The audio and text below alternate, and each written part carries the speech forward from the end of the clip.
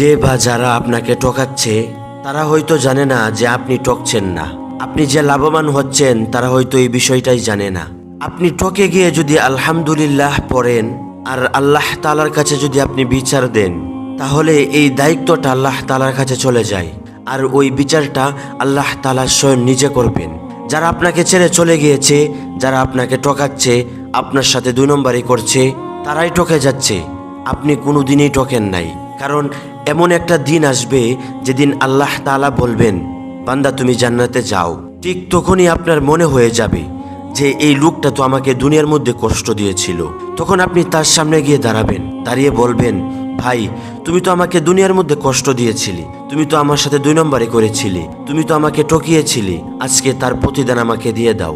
তখন আপনি তাকে ধরবেন, ধরে বলবেন, দুনিয়াতে আমি অনেক সরল ছিলাম, আমি দুর্বল ছিলাম, যার কারণে তুমি আমাকে কষ্ট দিয়েছিলে, যার কারণে তুমি আমাকে ঠকিয়েছিলে, আজকে তুমি তার প্রতিদান আমাকে দিয়ে তারপরে তুমি জান্নাতে যাবা। তখন আপনি কি করবেন? তখন আপনি আটকে যাবেন। আল্লাহ তাআলা তখন বলবেন, তার প্রতিদান তুমি দাও।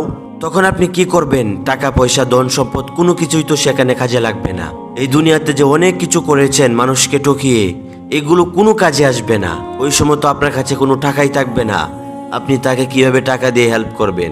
আপনি কিভাবে তারে টাকা দিয়ে বুঝ দিবেন? আপনি কিভাবে তাকে ধন সম্পদ দিয়ে বুঝ দিবেন?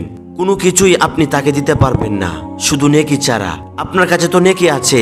তখন আপনি ভাববেন, আমি কিছু নেকি তাকে দিয়ে দেই, তাহলে সে আমাকে মাফ করে দিবে, আমি জান্নাতে চলে যাব। তখন আপনি আপনার কাছ থেকে তাকে নেকিগুলো দিতে থাকবেন।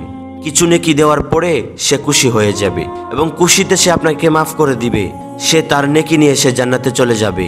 তার নেকি হয়ে গেছে অনেক বেশি, আর আপনার নেকি কমে গেছে। আপনি সোজা জাহান্নামে চলে যাবেন আর সে জান্নাতে চলে যাবে। এই জন্যই বলি ভাই, এই দুনিয়াতে আপনি যেমন করবেন আখেরাতে ঠিক তেমনই পাবেন। আপনি যদি এই দুনিয়াতে মানুষকে ঠকান, আখেরাতে আপনি ঠকে যাবেন। আপনি যদি এই দুনিয়ার মধ্যে কাউকে কষ্ট দেন, আখেরাতে আপনিও কষ্ট পাবেন। অর্থাৎ আপনি যা করবেন প্রতিদানে তাই পাবেন। এই জন্যই বলি ভাই, এই দুনিয়া চিরস্থায়ী নয়। এই দুনিয়াতে আপনি যদি ভালো কাজ করেন, আখেরাতে একটু শান্তিতে থাকতে পারবেন। আল্লাহ তাআলা আমাদেরকে এই কথাগুলো বুঝার এবং মানার, তার পাশাপাশি আমল করার তৌফিক দান করুক। আমিন।